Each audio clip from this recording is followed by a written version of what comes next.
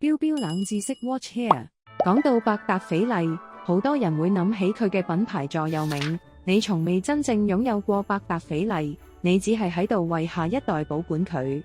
呢份對傳承嘅執着，體現喺一個低調溫暖嘅節日傳統裏面。百達翡麗每年年尾都會為全球嘅 VIP 客戶、合作夥伴同親友製作呢份非賣品，就係限量手工瓷盤。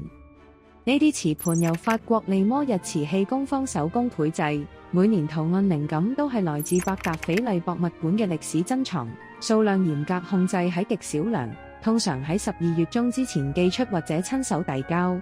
1997年，品牌總裁 Philippe Stan 用第一批手工瓷盤向1927年嘅時計致敬，以多層珐琅技法呈現金黃葉片同紅色漿果，充滿聖誕溫暖氛圍。而背面就有1927年嘅懷錶圖案，以優雅嘅法文刻上。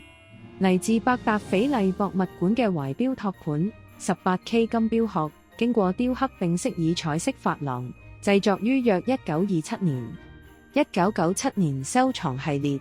呢項傳統延續至今。喺年末寒冷嘅夜晚，百達翡麗用一份小小嘅瓷盤，將品牌嘅核心靈魂傳承送到每一位好似家人一樣嘅客戶手中。